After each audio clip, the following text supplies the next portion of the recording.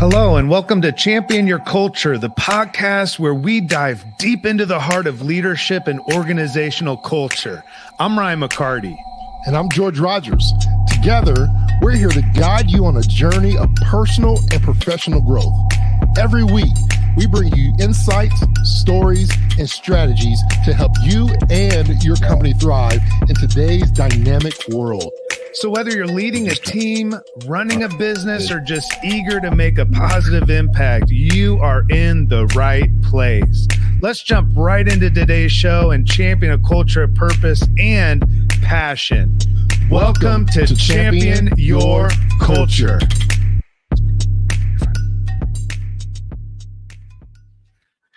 So what's going on, man? It's a happy Monday. I want to see something because we've been a year and a half into this, and I just wanted to make sure there's audio. Yeah. No, but we got audio. Are we live? We are live, baby. Oh, hey, live, all the way live. All the way live. What's up, everybody out there? Thank you the for north side of us. Indianapolis, home of the 2024 All-Star. Yeah. Hey, town. Big shout out to everybody coming in town. Bring extra tires with you.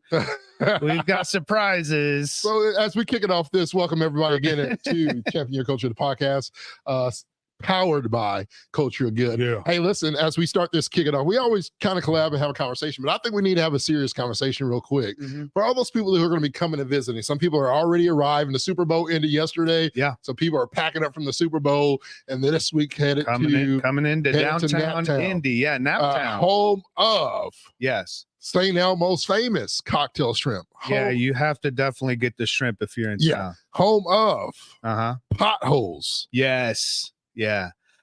No pot, only potholes. So you got potholes, no pot. Yeah. They've regulated the pot, but they ain't figured out how to regulate the potholes. I'm like, what is going on, man? So that's funny. So one of the things you're gonna have to move your camera on your computer to you, just to show your face a little bit. Because the camera has gone crazy. Oh, okay. All right. So we got the old school camera. Okay. So let me do this right here, and I'll jump on this way. Yeah, you be looking fine. It's still a side view, but one of the things our camera tech is not here today, and the camera production has been. It's all good. It's all good. We're here at best. So we'll switch up different views for everybody here today. With the good old technology. It's all good. Hey, listen, it's always funny because when we do the show live, it's you and me. It's the two of us. Just the two of us. I should bring somebody to join us. Yeah. So I mean, anyway, if you're coming into town for the All-Star weekend, it's going to be a blast. Really, all this week there's events happening all around the city. Very excited about that. Yeah. Turns out, last night, I'm sure what you think about the win, the loss. I really didn't care much about who. I kind of thought the 49ers might pull it out, but I did know that if Mahomes had the ball at the end of the game, it's clutch. Yeah, I mean, it's over. He for sure. So yeah, it's a challenging point. And I'll just say stand by because you never know what's going to happen. But the challenge with that is that I think of Mahomes he's that one guy everybody wants on their team. We saw that right in the golden era. There's a transition that's going on with football. Mahomes, Josh Allen, CJ Stroud is in the conversation. Yep. Where you got these Lamar Jackson, you got these guys that are beasts. And you want the ball in their hand. In the last 20 years prior to that, we were talking about Tom Brady. Obviously, was the leader of the class with Peyton Manning. Yeah, you had Drew Brees and Aaron Rodgers. I'm throwing back to Brett Favre. And then before that, because Brett Favre passed the torch to Aaron Rodgers. Right. You had your Brett Favres. You had your John Elways. Yeah. The Colts Joe had Montana. Joe Montana. He had that 3-year period with the comeback kids and the Colts with Jim Harbaugh. Yeah, of course, Jimmy Boy. Jim was great, man. Yeah, he was all right. I mean, well, he was. They call him the comeback kid. We've always seemed to have. We've always had some kind of quarterback situation going on here in Indianapolis, but there's always a situation. But anyway, listen, it's going to be a great week. And shout out to my wife, Qatar. She's one of the finalists. Yep. There's 9 finalists left for the NBA Foundation. Okay. So there's an All-Star weekend. There's a competition, pitch competition for Indiana-based Black and brown owned businesses that specifically are tech and innovation. And so Qatar has an app called Exhale, and a wonderful team of developers and counselors and psychologists and so forth. So there's a really good chance that she might win something this week. So fingers crossed. Yeah, there's a first prize 75 grand, second prize 50, third prize 25 grand. I'm saying, look, she's winning 70. Show me the money. Show her the money. She's putting a lot of work. A lot of work. The Excel app. We need to have our own because there's 2.0. The last time it was original. Yeah. So we need to have our own, man, the next month because the 2.0 app is a step above. There's a lot more things that's been added to it. The team, the marketing team has done an incredible job. Shout out to them. Follow them on social media, on all platforms. You can follow them as well. Connect with Qatar McCarty on LinkedIn if you're there for the people on the platform. And we can follow that in the chat as well. Yeah. So, shout out to that. That's cool, man. That's cool. I feel like your family's like on this roller coaster of positive vibes. So I know. Then maybe I'm done. It's a cycle. You got one daughter that's I've been in the airport like 4 times in the last 3 weeks. Yeah. And so Amber, me and my wife went on vacation for a few days, and she's like, "Are you gonna videotape this every time you come through the airport?" Back and forth? And I was like, Yep. 100%. I'm gonna do it every freaking time because there's different chill vibe musics that I'm feeling. I put the different vibe to the stereo. For those that don't know, my daughter Brenna has a large art installation in the Indianapolis airport. Really cool. Yeah, it's called Blue Skies. If you happen to go through there and see over 200 blue spheres hanging from the main the main corridor where everybody comes in and out. Escalators and so if you're leaving the airport, you're going down the escalators to back your plane. You'll see it above your head. If you're coming in, you just got dropped off. You're walking right past it. It's almost, depending on how short you are, you have to look up 10 feet, maybe 20 feet. Depends on your size, but it's right there. It is. Right by, I believe it's Delta. Yeah, and American Airlines somewhere in between those two. American Airlines. It's right there in the middle of that. So as you're going through, you'll see it. It's pretty cool. Yeah. Close your eyes and look up, man. and you'll see blue skies. So on the topic of sports, kind of, and work. So the Super Bowl was last night, and you were talking about how many people were planning on calling off today.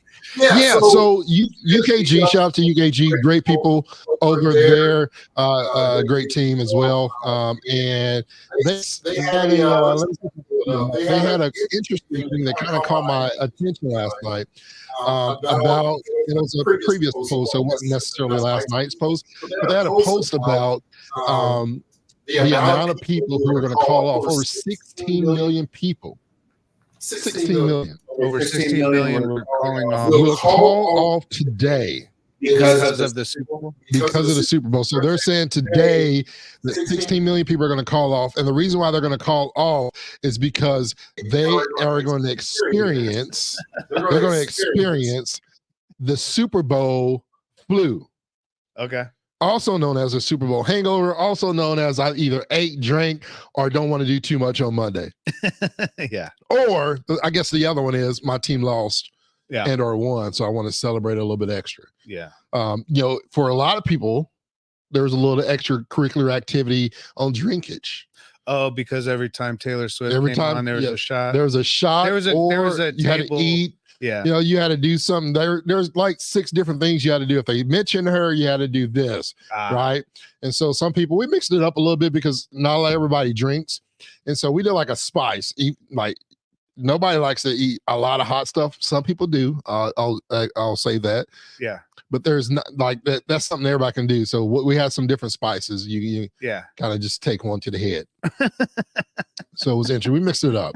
just because not everybody likes to drink. We just went down to the dugout, man. Dugout was a good vibe. I didn't watch the whole game down there, but that's our local dive bar down in Fletcher Place. Yeah. People think that's Fountain Square. That's not Fountain Square. A lot of people don't like that. They need to catch up with it. Fletcher Place don't like that mix up. You got to get it right. You got to get it right. We are not Fountain Square. Yeah, it's two different places. But the dugout's a cool place. So if you're coming into town, Fletcher Place is the suburb of Fountain Square area. Right. Well, Fountain Square is like the.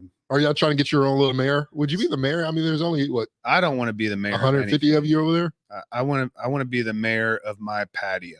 That's my kingdom. You get some interesting visitors on the patio if you're not paying attention tonight too. Yeah, when you live downtown, there's all kinds of new friends that are met every once in a while. Oh wow, that's great. But listen, we've got a really cool show today. I'm excited about our topic. It really hones in on what we talk about at Culture of Good all the time. If we were still preaching something, this is what we're preaching. We're preaching purpose. Mm-hmm. We're preaching leadership. Yep. We're preaching culture. Yep. Right. When you put so if you think about, like, I made peanut butter cookies and chocolate chips, right? And so you got butter, you got peanut butter, you got your chocolate chips. You could throw some oatmeal in there, different things to kind of mix it up. But when you think about what comes out of that combination, culture, you mix culture with leadership, and you mix leadership with purpose. Yeah. That's what we're talking about today. Yeah. What's the outcome? Or, you open up that oven.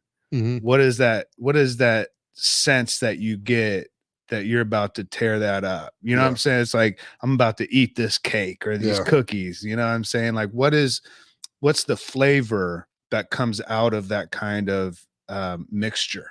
Yeah. You know what I'm saying? Yeah, it's the outcomes that people desire. We've been talking about this all year to kick off this year, is the perfect-ish culture. Like, what is that? What is that soft? And it depends on a lot of people, right? Some people like their cookies crunchy. Yeah. And some people like them soft and chewy. I'm a soft and chewy. I'm a gooey, cuddle-ish type of soft. You like your cookies like you like your emotions. Yeah, soft. Soft and squishy. Soft and squishy. Soft and squishy. That's my emotion. Is that I like my emotions soft and squishy.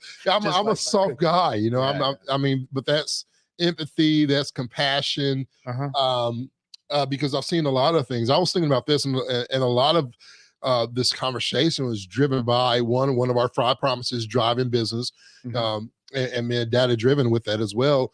And when I was thinking about, in a conversation I was having somebody on vacation, they asked me what I was doing. We're sitting at the pool and we're talking, tequila talking, and sharing all these different things. Yeah. And it was like, man, I love what I do. I feel like my place is great. I don't want to leave. They had no desire to leave. Yeah. Felt like it was a place of belonging.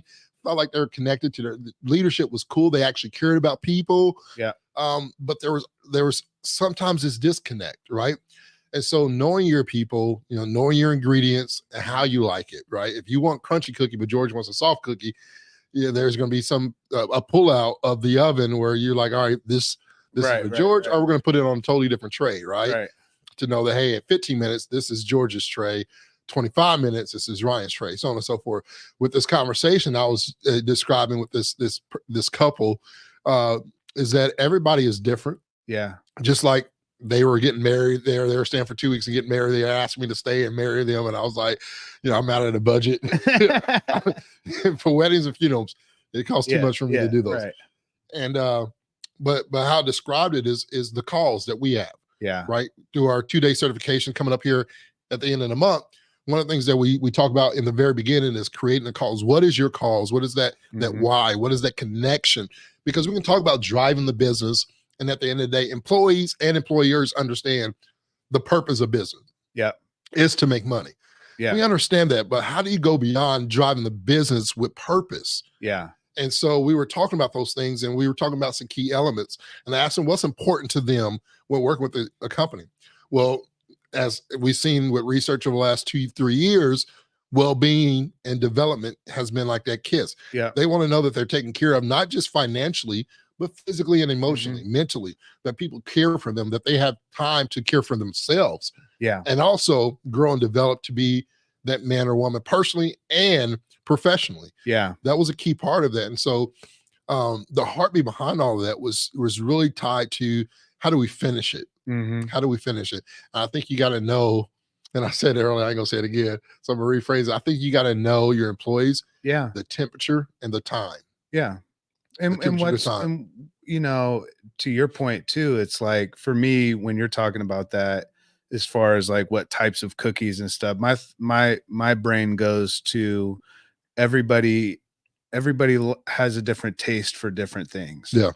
You know what I'm saying? Like I'm a ranch guy. I'm not a blue cheese guy. Same. I don't like blue cheese at all. There's something about it that my mouth says you should not be eating this. You know what I'm saying? There's just some. I have trust issues with people who like blue cheese crumble. Yeah, I don't do any of that. I don't do any of that. And that's the thing. It's like everybody has a different flavor. So that's one of the problems that we run into when we're having this conversation, because when we talk about culture, the moment I start talking about culture and healthy culture and vibrant culture and engaging culture, I'm doing so through my own taste of culture. Right. So when someone hears me talk about what I believe to be a healthy, vibrant culture, it might look a little bit different for someone else who does want less connection, in a sense. They don't want to, their collaboration isn't maybe one of their strong points, and they like to run solo. Yeah.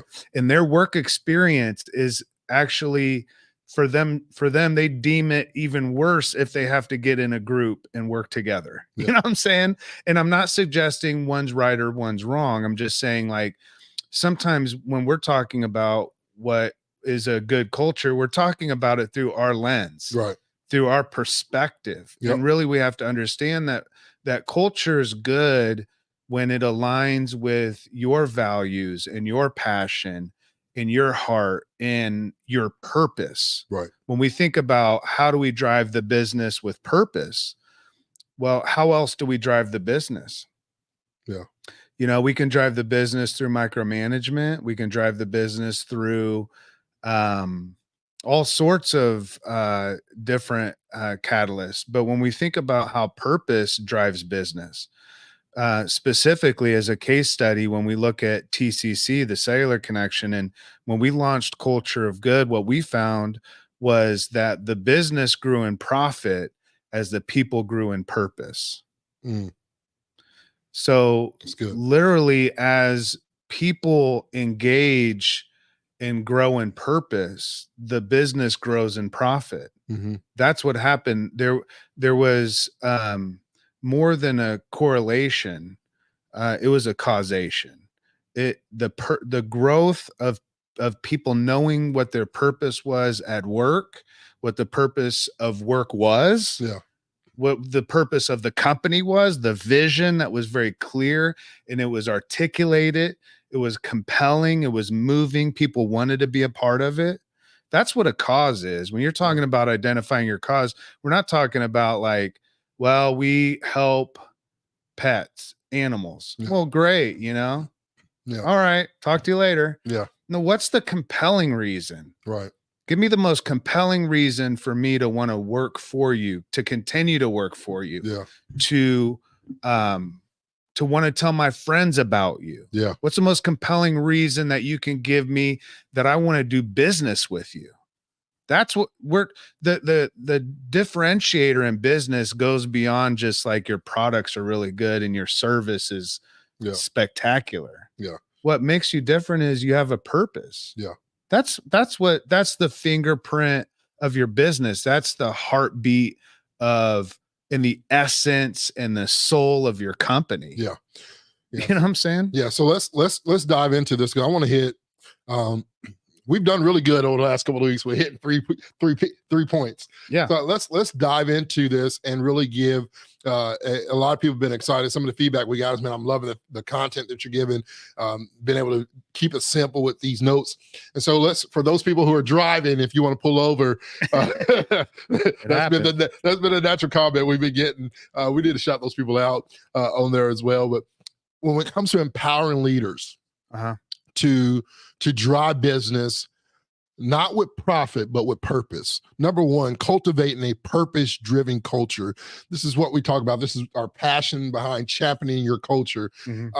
When we talk about this, we're talking about encouraging leaders, creating and fostering this thing, not just talking about it, but living this lifestyle in leadership, not just HR leaders. We're talking about CEOs, CFOs. We're talking about the team, right? From leadership team, from top all the way down to your frontline people, and creating this atmosphere and culture to where it's something that's more than communicated. Right. It's something that is lived. It's something that they see more than just vision that's written on the wall. Right. When we say, culture good, what's the heartbeat behind culture good? One of the taglines you'll always hear, whether it's in our workshops or in our keynote, is this right here: bring your soul to work. What does that mean? Right. Yeah. We talk about that, what it means to bring your soul to work. And so creating that compelling vision where it makes sense to somebody. What's the soul? What is that soul to work? When you talk about soul food, it creates conversation, right? The soul of your heart, the heartbeat, the vision, the purpose behind those organizations to help people understand the importance of aligning the business with goals, the business goals with the company's values and mission, and their purpose. Can you talk a little bit about that? Well, I think to start with, I don't know that a lot of companies know what their purpose is. So that's the start of the conversation. Yeah. I don't know that companies really know what it means to have values. Yeah. I think there's a lot of companies that have vision, values, and mission because it's part of the book that they got that says we need. Don't know why they have those things. They're not aligned with the business goals. They're not the motivator that they should be. Like when you hear a vision, a leader is a one who casts vision, right? And people that hear that vision, that are compelled to be a part of it, then become the followers of that leader. Right. When we think about a company in a leadership position, when a company casts its vision out, when people hear it, are they compelled to follow and be a part, in a sense, of that? Because companies have the opportunity to engage with people intrinsically, with who they are internally. Like a vision should compel. If it's a really solid, true vision, it's more than just, we want to help our customers have a better experience buying products. Wah, wah. It's like, okay, great.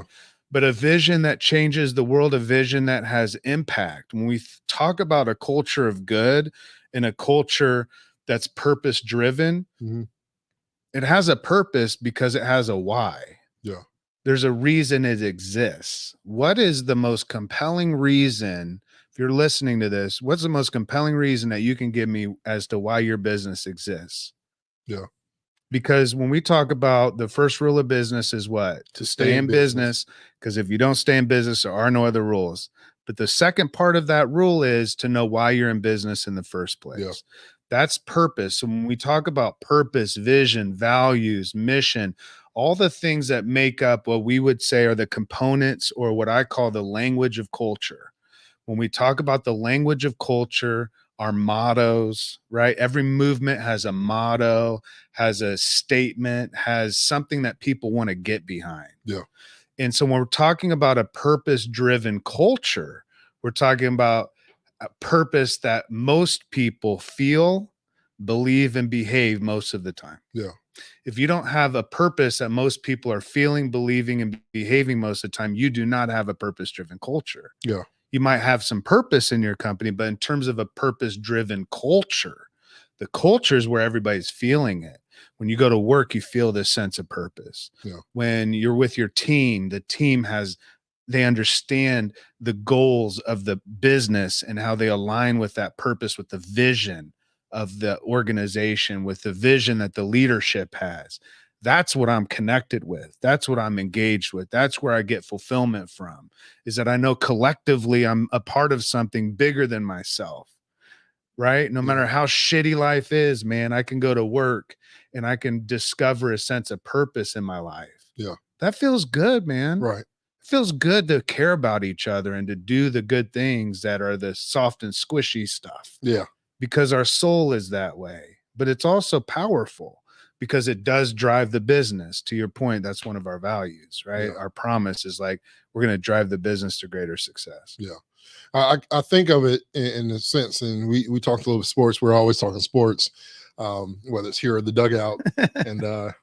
But I think of it in such a way as a player on the team, that's gifted and talented. And let's use basketball as all-star, preparation. You take a guy that is skill set obviously is good enough. He's on the team. He's in the NBA, right? But doesn't really know the purpose of what he's there to fulfill. Right, he's a shooter. He can dribble if need be. He can be a defender. But what is my distinct role where I can bring value? Right. When we talk about the purpose, it's how do we connect that value-driven purpose, right? That they understand my value to this team, not a value of the company, not the purpose and those things that your promises that we call, but value in a way of talent. Yeah. What is my skill set that I can connect to this greater purpose? The purpose of our team is to win the championship. Sure. That's the goal. Yeah. Our purpose is then how we get to that ultimate goal, right? So if the business's goal is to make money, the purpose should be driving us there. Is that what you're saying? Yeah, absolutely. And so how do I connect my skill? Right. How do I take my talents? Yeah. Right. We talk about the 4 T's. Yeah. Time, treasure, talent, testimony. Yep. How do I take my talent and connect it to the purpose? Yeah. Where I am feeling a sense of, I belong. Yeah. I'm on this team. I'm not just on this team collecting 1.2 million as the 12th man. Like, I'm the 12th man, but hey, I may not see the court unless we're blowing somebody out, but you don't get to see what I actually bring to the team behind closed doors. That's right? That Preparation. I understand that you're talking about too, because you were bringing it up a couple weeks ago that the move from just people wanting development, which we're going to get into, to wanting recognition. Yeah.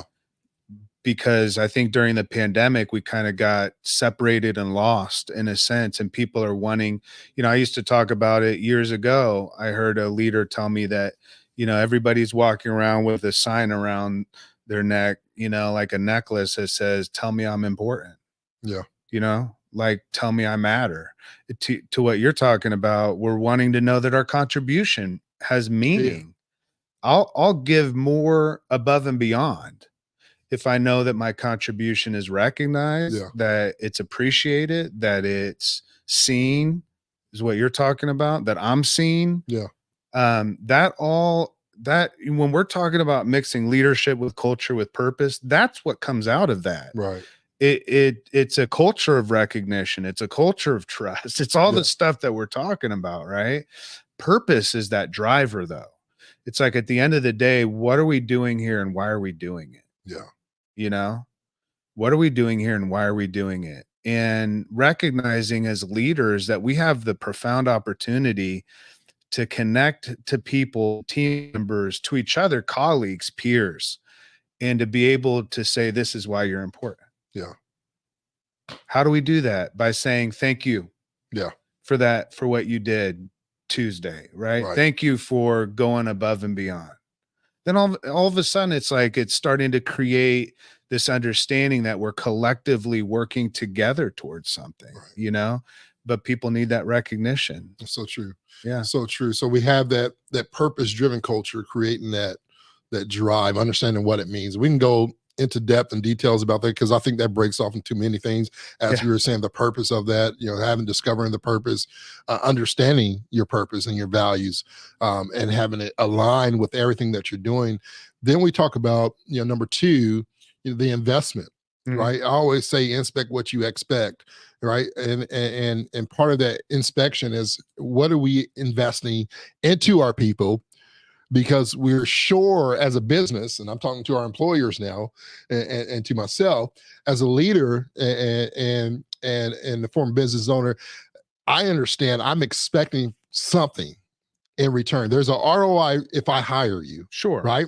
But you also are expecting something in return as well. Yeah. And so when we come to investing in employees, one of those ROIs employees are asking for and seeking. And I think it's an equal balance. I think employers are desiring healthy people, because now they're seeing, man, a healthy person, healthy man or woman, right? Yeah. And it does have some well, what is an effects. unhealthy employee? Yeah. So yeah, correct. sure.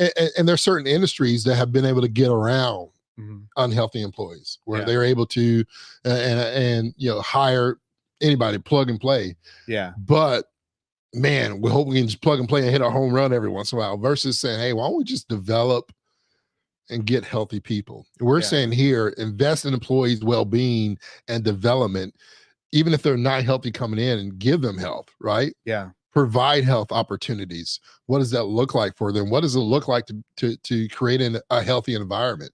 No, you're not a hospital. We're not saying, hey, change your format and become a hospital to these people, but in a sense, you got to be hospitable. Well, and providing the resources like we've talked about, at the end of the day, it's one thing to say, this is the purpose of our business and this is the vision, this is the values, but we don't value you.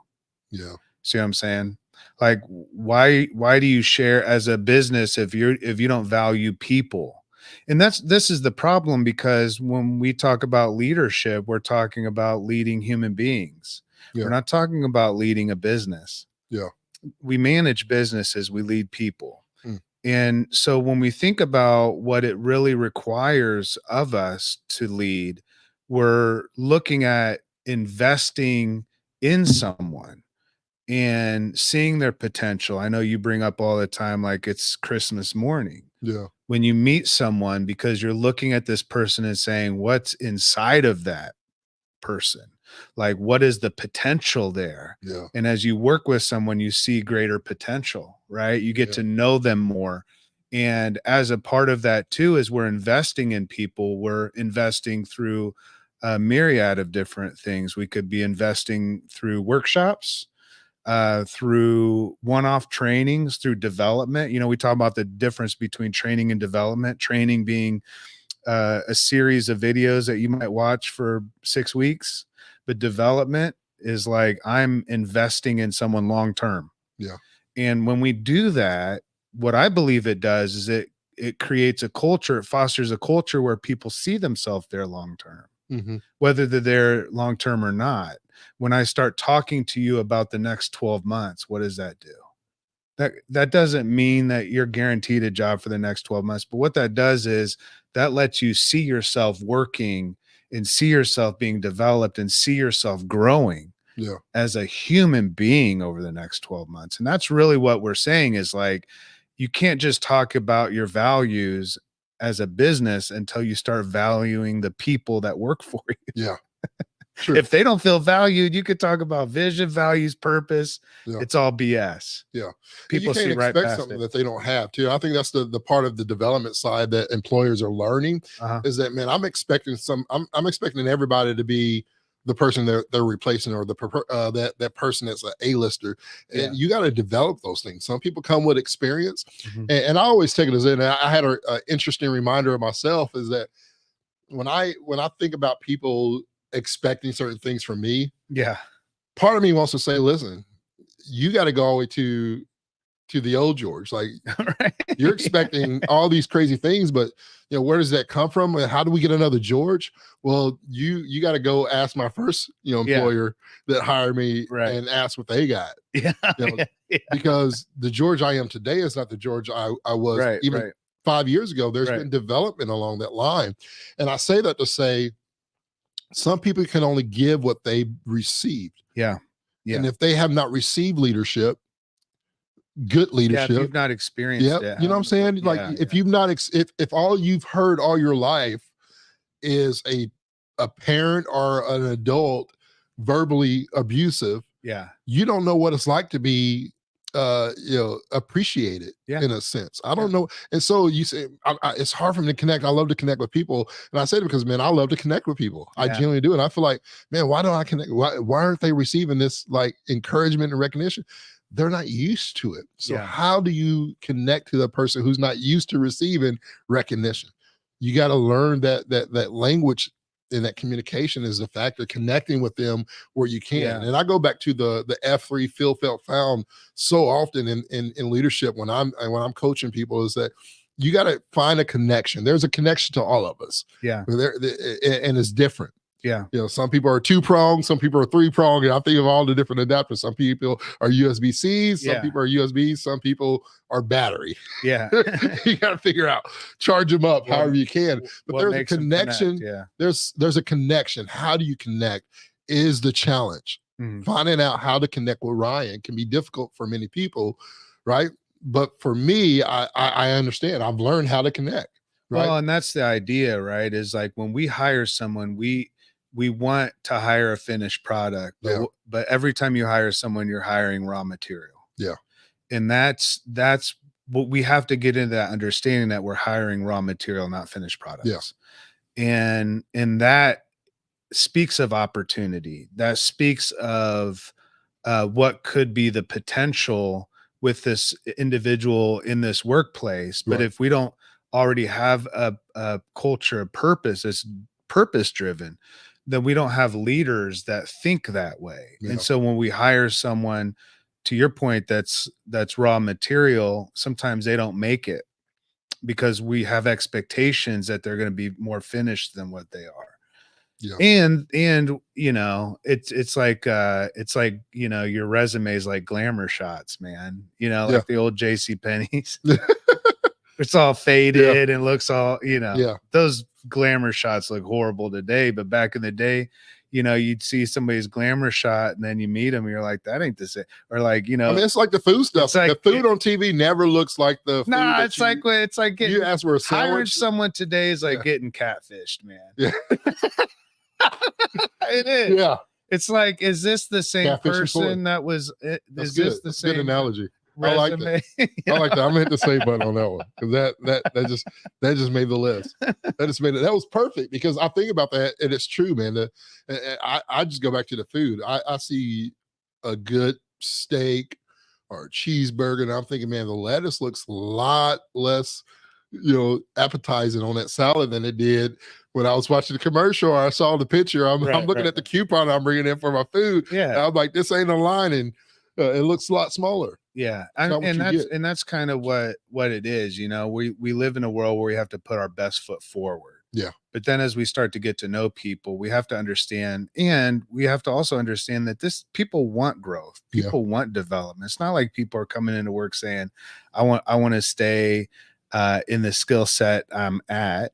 Yeah. And potentially there could be employees like that, but most people want to learn. Yeah. Most people want to grow. Most people aren't done learning in life, you know, and they understand, like, if I'm going to excel in life, I have to get better and I have to grow. Yeah. And so when we create these opportunities for people, specifically not in the development of just skills, but also in the development of their well-being. Yeah. That's really powerful because that says, not only do I care about you, I'm caring for you. Yeah. And I can't care for someone unless I care about them. And that's why when employees don't feel cared for, when they don't have these resources, they know right away they're not cared about. Yeah. So it's important, number 2, in investing in your employees' well-being and development and really helping prioritizing that.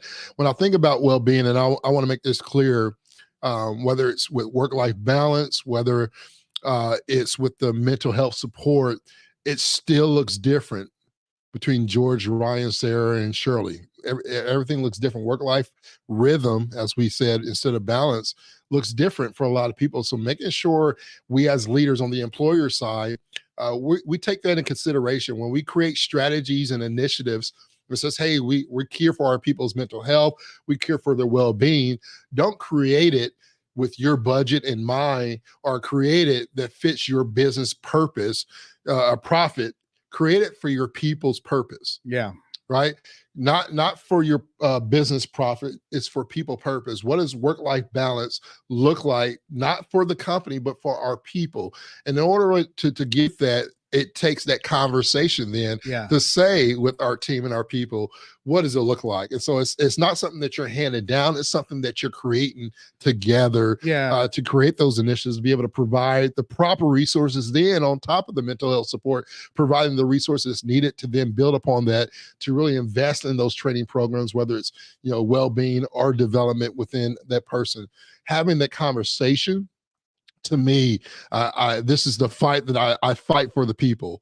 have a conversation with your frontline people and not just allow the high ups to create what it's going to look like. Take that conversation, take that budget and say, this is what's best for our people, not what's best for business. When it comes to mental health and when it comes to development, it's not what's best for business, it's what's best for our people. I think there's a different kind of conversation that has to be had when it comes to investing. That's my little rant on that. Yeah. And I think before we move into this short segment and then the third point that we're talking about today, but I think also, like, we bring it up quite a bit, but regular check-ins and just ensuring that 100%. people are receiving consistent communication, consistent connection. That's something that is expected in the workplace. When you define what a purpose-driven culture looks like, one of the components that you'll notice observably is within a purpose-driven culture, check-ins are happening. If check-ins aren't happening and regularly happening and clear communication and consistent communication and expectations aren't clearly being shared and people aren't given the opportunity to say, this is an issue that I'm having, right? Without feeling like they're going to be punished, or this is what, people don't have the opportunity to give feedback in terms of being able to share what's going on in their experience, at work without feeling like they're going to get in trouble for it. Right. Those consistent check-ins with employees where we're giving each other a perspective of where the other person is, because to your point, if we just have leaders at the top of this pyramid making decisions and it just cascades down to everybody, that's not a purpose-driven culture. It's just not. So I wanted to take a break. This is a segment. This is going to be a Come On Man, brought to you by Culture of Good. As always, we're always excited about the Culture of Good and what we're offering with the 2-day certification happening February 27th and 28th. If we have people sign up, we will have it. So we need you to get online at cultureofgood.com. But this is a Come On Man. This is going to be for those doing interviews. All right. All you interviewees out there. Recruiters. Yes. TA. All right. Here's the Come On Man.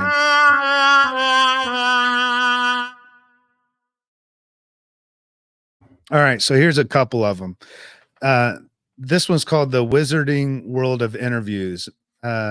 Maria Oper, the lead writer at resource discovery platform EarthWeb, has assisted countless brands in the talent search. She's learned that some applicants will go above and beyond to stand out. An applicant, she said, arrived dressed as a wizard. Yes, a wand-wielding, robe-donning wizard, says Maria. Or Mariah. Is it Mariah? Mariah. We'll say Mariah. Why a wizard? He wanted to cast a spell on the interviewers. While many may argue that it's essential to stand out, it's equally essential to gauge the room. This may have worked for a role in a theater group, but for a corporate position, not so much. We're all for standing out, but when it comes to a job interview, it's probably better to save the costumes at your office Halloween party. So I don't know if anybody's interviewed someone who dressed up as a wizard, but here's another one. Things got weird when Sarah Jameson, marketing director of construction consulting company Green Building Elements, interviewed an applicant who showed up as a potato. I know. I was thinking, like, I know what you're thinking. I'm thinking like it. Mr. Potato Head. Like, did they bring eyes and lips and ears and legs? Like, or is he just a potato? Is he an Idaho potato? Is he a? Initially, everything seemed fine. The applicant aced his talent assessment, cranked out a killer sample article, and seemed to be a good fit. But when it came to the Zoom interview, things got bizarre. As soon as the interview started, I was flabbergasted to see him as a potato. While I was amused at first, it was certainly a unique first impression. It quickly became distracting, Sarah explains. When I tried to ask him to remove the filter, he declined, saying that he did not want to be seen. This struck me as odd, especially considering that he was a potato on his computer. But upon looking at it again, it was very blurry. When Sarah asked the candidate to remove the filter a second time, he refused again. His reasoning, since the job would be fully remote, seeing his face just wasn't necessary. You know, there's some agreement there. I know. I doubt. Do you really need to see? But do you want to think of your employee as being a potato? So that's a come on, man.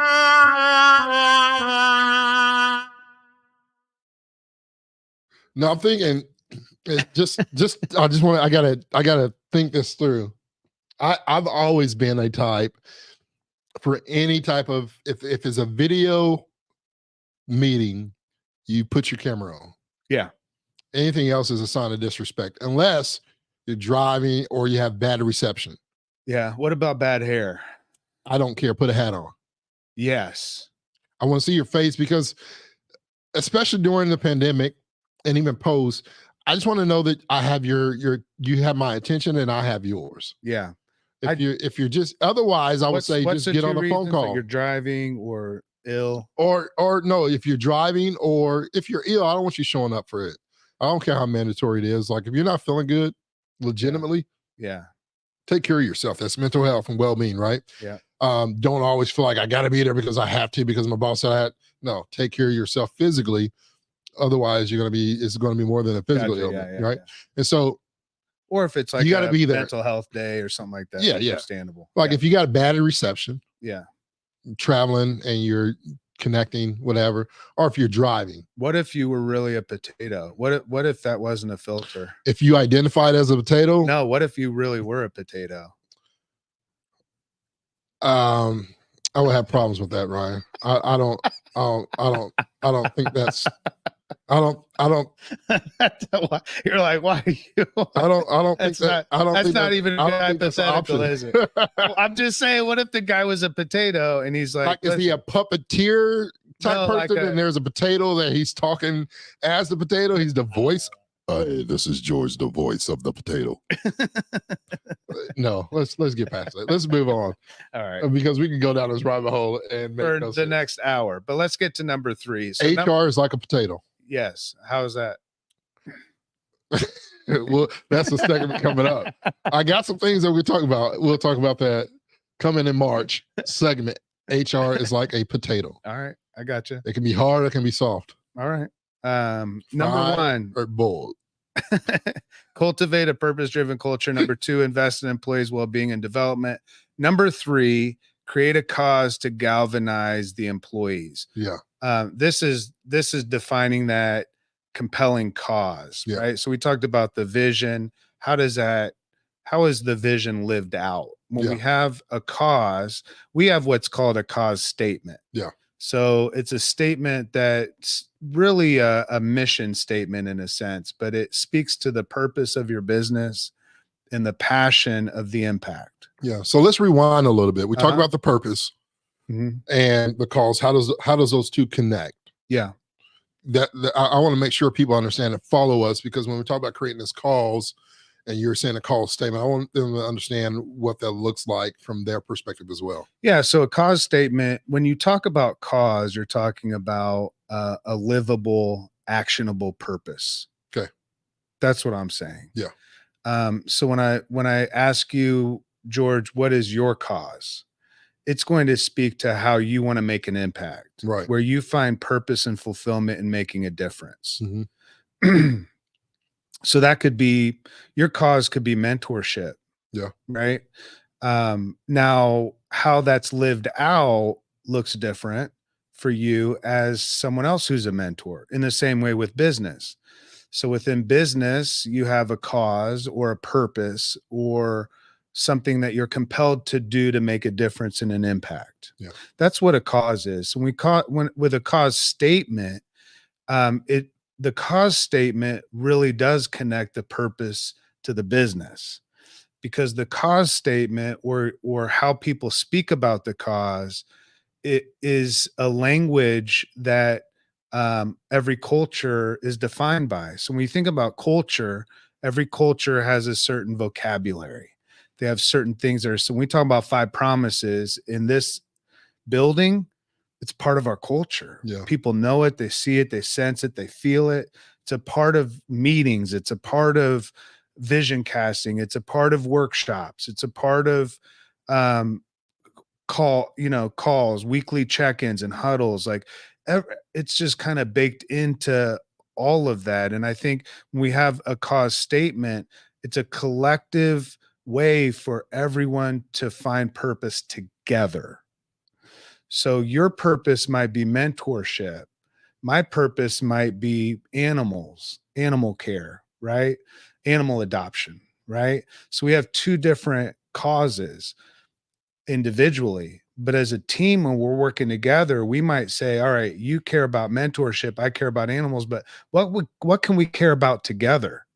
If we're a team, just you and me, what can we go out and do together that we're passionate about together? Yeah. So now all of a sudden we're talking about a together kind of purpose. That's a purpose-driven culture. And then we start saying, well, what if we took our 100 employees or 10 or 1,000 employees or 10,000 employees? And what if we collectively said, well, that's your cause and this is my cause. This is our cause as a team. What is our cause as a business collectively? Yeah. What good can we do together? Now, all of a sudden, we have a collective purpose that's driving 10,000 people to do something together. Yeah. And we're tying that to our work experience. We're tying that to our managers and our leaders, our bosses and supervisors, because they're a part of that as well. Yeah. Right. So, I'm kind of going on this, but to your question, it's like how we do this is we galvanize employees by starting on an individual basis saying, what is your passion? Mm-hmm. What do you care about? Why do you care about it? And then as a team, we ask the same thing. What do we care about? And as a business, what do we care about? And how does it align with our business and our vision and our values? And how does it drive the success, productivity, fulfillment of everybody? Yeah. So as you're talking about that, you said a key word. When I think about creating this cause and all the things that we've discussed today, I hear, how do we inspire? Yeah. How do we inspire and then connect that inspiration to passion? Mm-hmm. Right? How do we then take that passion and that stirs up inside that person to then be committed? Right? Because it's one thing to be inspired and passionate about something. It's another thing to be committed to it. Mm. Right? I'm inspired to have 1,000 pair of shoes. Like, that's my inspiration. To have 1,000 pair of shoes, that would be my inspiration. I'm passionate about certain types of shoes, but am I committed to be able to do that lifestyle? What does it take to get 1,000 shoes, right? Yeah. You got to have the finances in that sense. You got to have the right connections. Yeah. You got to know if those shoes are authentic or not authentic. Yeah. Right. Otherwise, you got 1,000 pairs of what ifs. Right. Right. So the impact that you're trying to make, the impact that I'm trying to be committed to, you're saying create that cause. Now, in the workplace, we will say, our cause, what we want to do within our community. How do we want to impact our community? Yeah. How are you inspired to impact it? What are things that you're passionate about that we can connect to our community, right? Because we have clients and customers, and we want to also hit our community with good. I want to say something with what you're talking about. Okay. Causes don't inspire people. Leaders with a cause do. Okay. So you can have the most inspirational statement in the world, but if you don't have a leader that's inspired, mm-hmm. you won't have people that are. Mm. You know what I mean? Yeah. Well, when we saw the difference at TCC was when the leadership got inspired. Yeah. When the leadership got passionate. They know it's real. Yeah. All of a sudden it was like, oh shoot. Yeah. Now I got something to be a part of. Yeah. People don't join statements. Yeah. They join movements. Yeah. Something and they join leaders. People are moving forward. Yeah. It's not, we can be inspired by a cause, but what you're talking about, committed, mm-hmm. that's different. That's it. That's what I was going for. Causes can inspire people, but leaders commit people. Yeah. Yeah. That's good, man. Commitment comes through that connection. It really does. We're not just doing this as employees. It's authentic. It's real. It's not just the employees doing a job so the company gets the award. It's we're together. That's a whole But thing. It's truth, man. Is like that people have these volunteers to work for that. They got all these volunteers, but the CEO's not putting the hammer to the nail or passing out the bag. We're saying a true cause includes everybody. Absolutely. I see our CEO getting his hands dirty or her hands dirty, that's supporting the actual community. They're part of the community as well. It's not just the employees doing the work, so you can have your recognition. You're saying, no, this is what we're truly doing. Yeah. We're And truly doing that's something that comes up though as we're talking to people, is like, can I obligate people to this? Yeah, you can obligate people to all kinds of stuff. Yeah. We obligate people to all kinds of things. Yeah. Yes, we should feel obligated to the cause. We should feel obligated to the purpose. We should feel obligated to show up and volunteer. Gone are the days of the volunteer sign up list where you have 20 people out of 100 sign up to volunteer and 7 of them show up. Yeah. Like, now is the time for companies and leaders within these organizations to realize that that purpose-driven culture includes everybody collectively. But to get that commitment, we've got to connect through leadership. We have to be passionate and inspired and excited about this stuff ourselves, man. Yeah.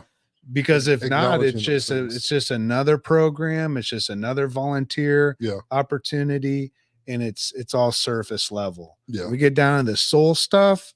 It's like that's the stuff that makes a profound impact. And back to the first point, it leads to driving the business. Yeah. It's profitable. Yeah. Like, if you want profitable business and you want retention, high retention, and you want people with well-being, then mix leadership, culture, and purpose together. Yeah. Let them bring their soul to work, right? Yeah. Let the light strike on. When I think about this, I think about the outcomes of this, and you're mentioning some of those outcomes. But I think about it in our sense in Round Room. We see it at TCC. The team there does a great job from top to bottom with incorporating these cause statements with the company's branding and communication. And even highlighting things. I think how you keep employees motivated. We're talking 10 years of culture of good established in organizations right now that's still going on. And we got some that are, still a year in, or they're under a year. They're about to get to their year. And we got some that's been 10 years just driving the business in this way, by allowing their employees to bring their soul to work, by allowing them to really have that cause, that purpose connected with doing good. And the ones that are really doing great, we have Wiley Metal and Marion. A shout out to Wiley and that team, very dear to our hearts. And one of the things that I think that he's doing really well, and they've been bringing us back for workshops, we're coming again, is really celebrating those success. I remember, a month ago when we went up there, had the opportunity to go up there and just kind of walk around with him. We met with him for a good 45 minutes and whatever, saw how the business works and who touched, saw the whole strategy behind the business. And then saw the strategy behind how he went back and implemented the culture of good into his business. And then being able to walk around on the grounds in their 4 or 5 different plants that they have there on site there, being able to walk in each one of those and seeing Mike talking to us, but seeing the work being done, seeing the board there updated live, truly giving that inspiration where it's both visible to the employees, but also it's been communicated. And it's not just Mike. He's not championing that by himself where he has to be Superman with this cape on, man. They have a culture team established. That's what the 2-day certification and that's what's great about it. The 2-day certification, we'll kind of end with this idea is we talked about in that third point, invest. Right. That's what we're talking about. The investment of coming to Fishers, Indiana, right outside of Indianapolis, spending 2 days with us, workshopping this out. Or if you're not able to make the 27th and 28th, you can bring us into the company. I personally love that component of it too, where we can get maybe 10 or 12 key leaders together, different layers of leadership that have a heart for people, a heart for culture, a heart for leadership and purpose and all of this, and workshop it out over 4 hours. Just give us 4 hours with a team and see what comes out of it. It's so powerful, but the February 27th to 28th, getting more information about that on cultureofgood.com is a good first step to saying, how do I invest in knowing what our cause is, knowing how to galvanize employees around that cause, and how to inspire other leaders to be a part of contributing toward that meaningfully long term. Right. Because culture takes a while. Yeah. And it's worthwhile work. And so that's why we show up every week. Yeah. We don't do it for the frills, that's for sure. Yeah. Although there's some to come. But yeah, it's really, I like to say, and I'll end it on this, is fostering that sense of pride as an employee, being on both sides, being on the side where I get to help implement it, but also being in a culture where leadership is fostering it, having that sense of pride. And we always say employees can't take ownership of the business, but they can take ownership of the culture. Yeah. And they do that and they do that through purpose. And when you align those three things that we talked about today, to be able to drive the business in a meaningful way, creating that perfect-ish purpose-driven culture. Yeah. Right. Aligning with making sure that they understand that you care about them, for them, and about them. Providing that development, providing well-being, and mental health. But then I think one of the incredible pieces to that is really creating that cause. Yeah. And creating a cause statement, and making sure that externally and internally it's something that they know it's true. It's true on the inside of this business, and it's true on the outside. We're not just going to say it, but we fulfill it through our community. And like Ryan said, if you want to know more, you can check out the link right below us here to learn more about cultureofgood.com, to learn more about the 2-day certification. As Ryan said, we have one coming up here in Indy for all those who are local, or if you want to travel, we got some nice hotels. Be a great time, right? Post All-Star. Maybe catch a Pacer game if you're in town for a couple of extra days. But if you want to be a part of that 2-day certification coming up February 27th, 28th, you can find out more again at cultureofgood.com, or you can give us an email. Yeah. You always do that. PM us on LinkedIn, People Facebook, still Instagram. Email each other? Sometimes. I'm kidding.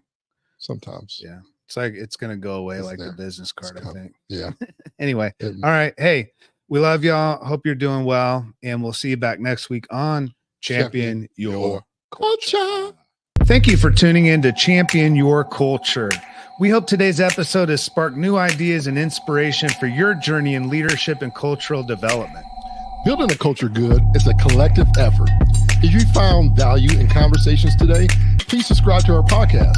Follow us on your favorite platform and share this episode with your friends and colleagues. Your support helps us reach more people and spread the message of impactful leadership and positive cultural change. Don't forget to visit cultureofgood.com to explore how you can become a certified culture champion. Every week, we're here to bring you insights and strategies that matter. So join us again for more empowering discussions. Let's continue to champion a culture of purpose and passion together. Until next time, keep leading with heart, and let's make a positive difference in the world. And we'll see you next week on Champion Your Culture.